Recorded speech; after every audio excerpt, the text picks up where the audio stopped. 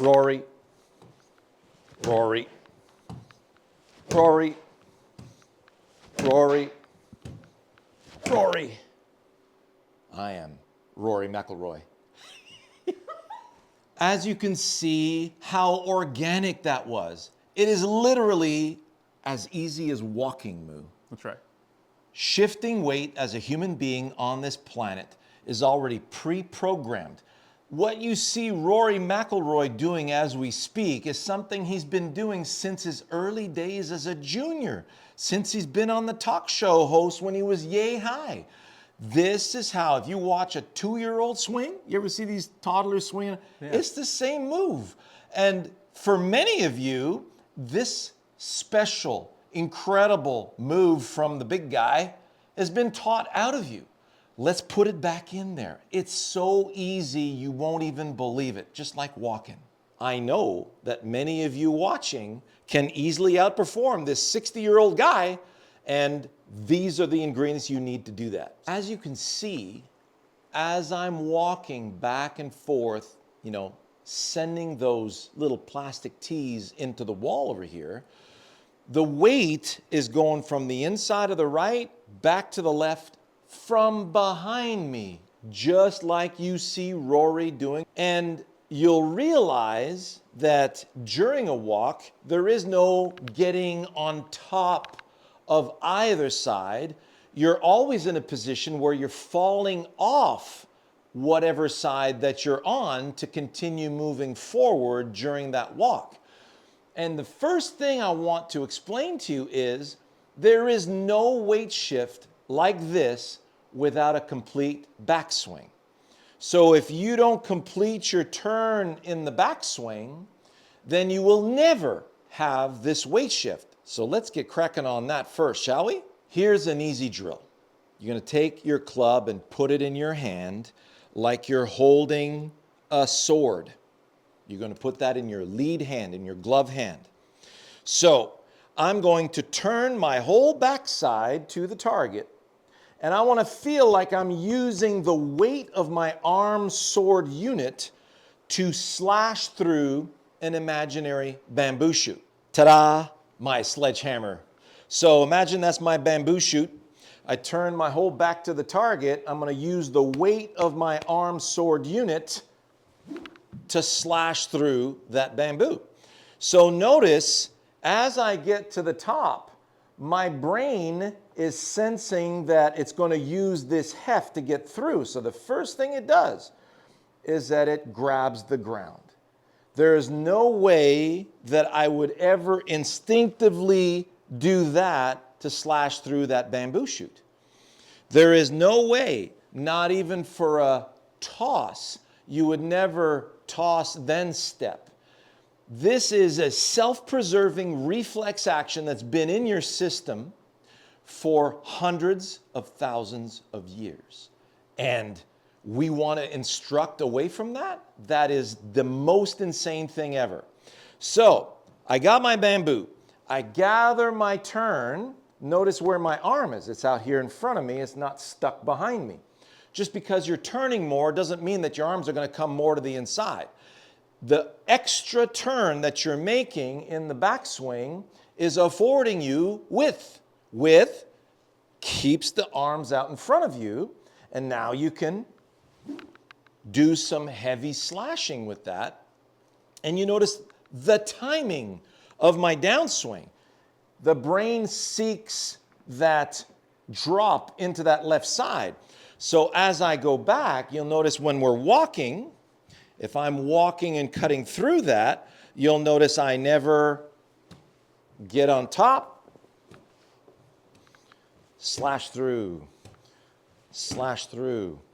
And notice my head never gets in front, because if my head gets in front, I'm taking another walk in a different direction, and there's no way back.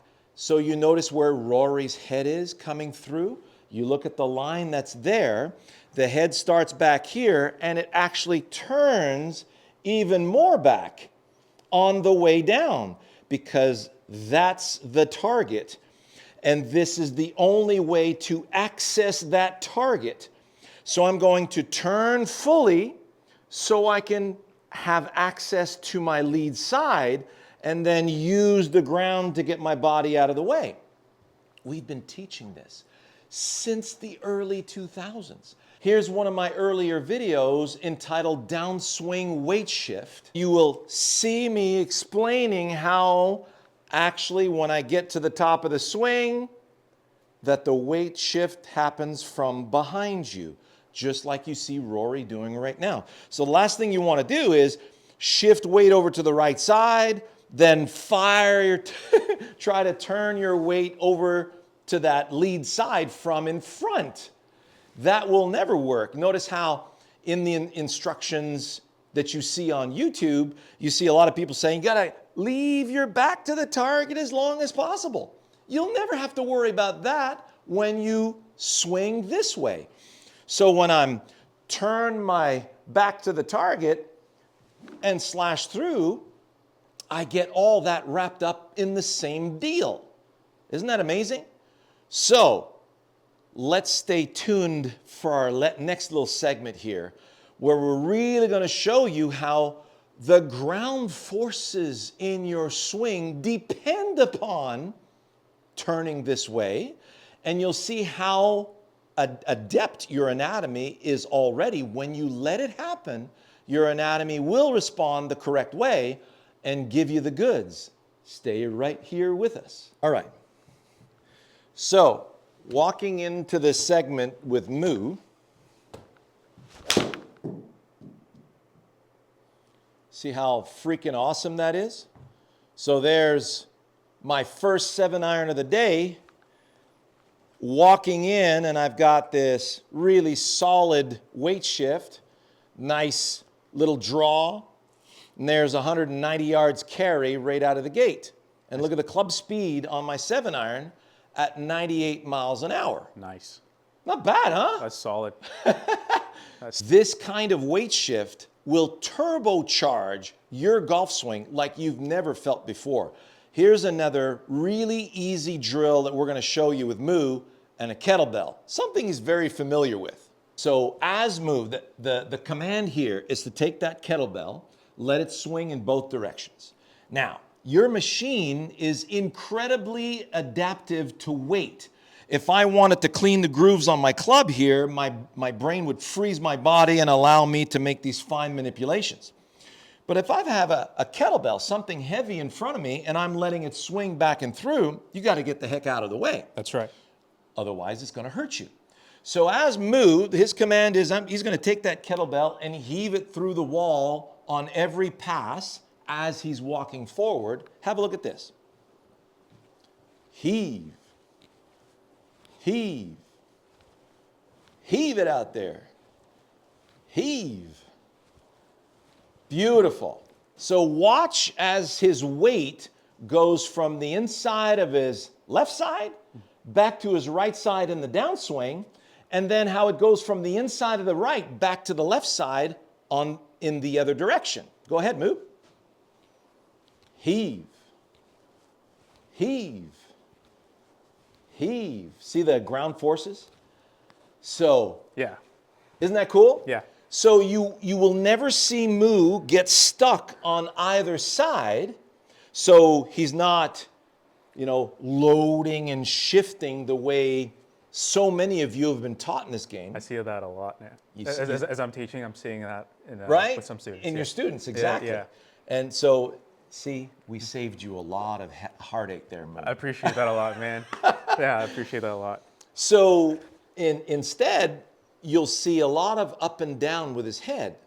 Instead, you're seeing a lot of up and down in the head, but you're not seeing any side to side. However, if you're walking this way now, Moo, right, so you're going to use that momentum to heave it through. Okay. Watch how his posture doesn't come out. Because if he loses his posture, he'll lose a knee, right? So talk about motivational stuff. That's right, to keep your posture. Yeah. So let's see you walk and heave that kettlebell into the screen. Heave. Heave. Heave. Awesome. Yeah. Awesome. Thanks, All Shawn. right. So Notice he didn't come out of his posture. So his head's coming up and down, but there's this beautiful pocket in front of him. So if I'm going to send some grass clippings into your face here, send the grass, send the grass, send the grass. See that?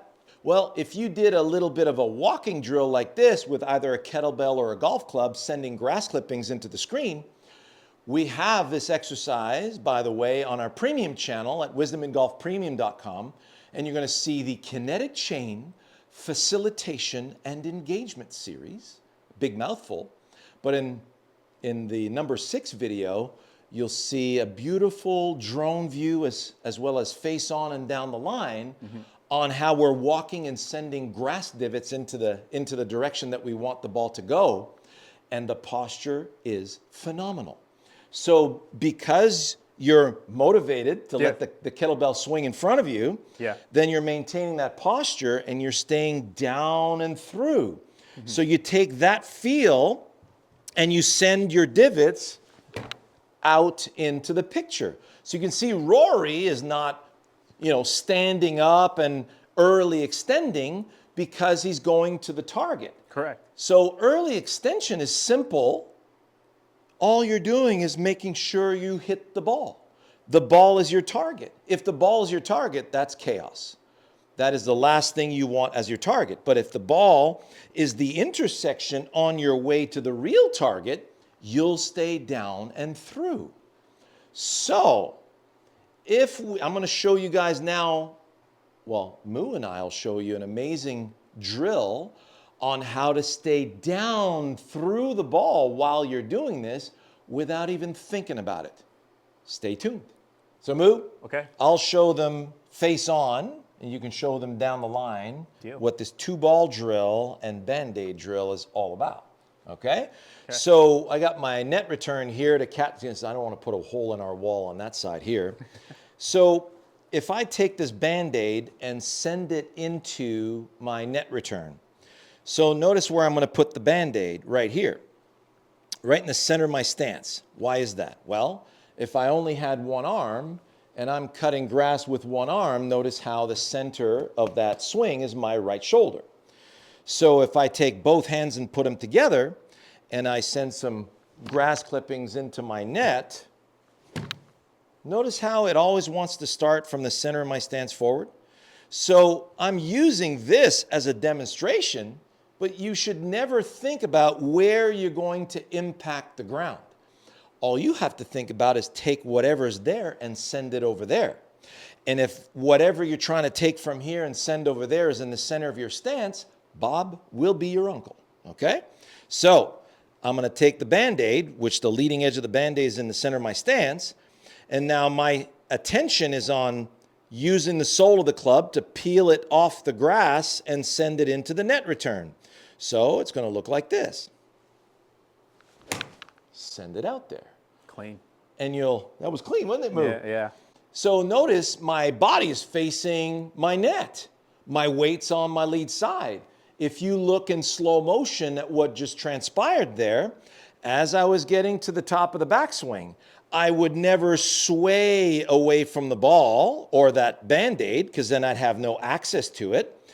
So I turn in place. Notice my weight's on the inside of that back foot. Why? Because my attention is on Band-Aid there.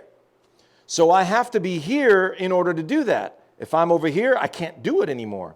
Most of you are just not realizing that you're out of position because you don't have a task to deliver to your target. Your ball is your target. So it's easy to sway off the ball if your ball is your target. So on the way over there, the brain has to go to the ground, use the ground to get my body out of the way. There goes the lag. There's the club taking the beginning of the Band-Aid, and there's the action being released into my net return in order to deliver it there. So now if I go 2 golf balls, see how I put them a certain amount of distance apart? I'm using a 9-iron. You need a high lofted club to do that. And because this is an arc, the first ball is slightly to the right side of the second ball. So as the club is returning around the arc, the first ball technically will go straight, and the second ball will go to the left. The second ball will have a little bit less intensity because the club is dragging through the dirt all the way through to the second ball. So here it is. All I have to do is I'm going to put my eyes here in front. I'm going to use a nice dose of momentum to deliver my grass clippings into the net. If I do that, both golf balls are going to be sent out there. And there you have it. Both golf balls coming right back at me. So all I was trying to do is send the grass clippings there, and lo and behold, the two golf balls met the club face. So if the sole of the club sends grass that way, you will have supreme contact against the club face, and the ball will leap into the air into the direction of the target. So let's look at that down the line with Moo. Heel and toe. How's that possible?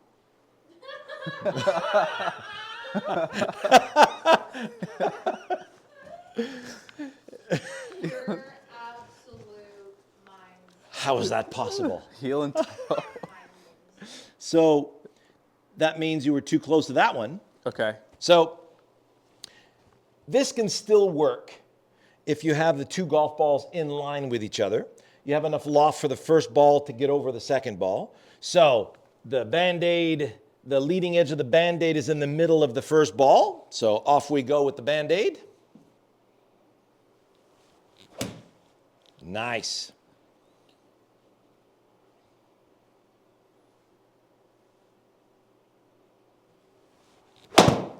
There we go. That's the one. There we go. So the secret to the two ball drill is not using manipulation to try and make sure you hit the balls. Yeah. You're using the weight of your arms and club and letting that weight send the grass clippings that are in front of the first ball. That's right. Into the picture. And when you're using heft, that's when the legs respond. So if you're using manipulation to make sure you hit those two golf balls, the brain's gonna, do this on you. Make sure.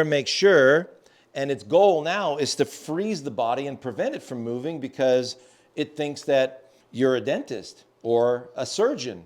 And what we need to do is shut down the body to perform these very precise manipulations. So if you're standing over the ball going, make sure, be careful, watch out on anything, you're already behind the 8 ball and you're not functioning properly. Rory made a beautiful observation at the Players where he split the 18th fairway in half. You know what his focus was? Target? It was target, yes, but free wheel in that direction. Let it go. Don't try to steer it. Correct. So when you steer it, you hang on to it, and that's where you get those big flares out to the right if you're a right-handed player. So he beautifully released it, drew the ball perfectly right down the middle of the 18th fairway, and then he had a nice approach with a short iron. He had too much spin on that short iron, but he had a 9-iron going into the green because he set that up so beautifully. Right. So in order to allow that freewheeling action to happen, you can't be being careful. You gotta let it go. And we have so many ways to show you how to let go on our premium channel. So I invite you to go to wisdomandgolfpremium.com and check out all the release videos. In one of them in particular, this was very pivotal for Moo. It's called Turbocharge Lead Hand Release and Turbocharge Trail Hand Release. And we're showing you how to use this machete with your legs, slashing through with the legs. After those two videos that we filmed, that's when Moo went 4 clubs longer than yours truly. And I thought you were doing pretty good hitting the ball at my distance. Yeah. I'm going, whoa, he's pretty doing pretty good, right? Yeah. Left me in the dust 4 clubs longer. I know that many of you watching can easily outperform this 60-year-old guy And these are the ingredients you need to do that. So get cracking. Give us a comment. Give us a like. Subscribe to the channel because we have way more amazing videos coming to you this way every week. So you don't want to miss them. See you soon.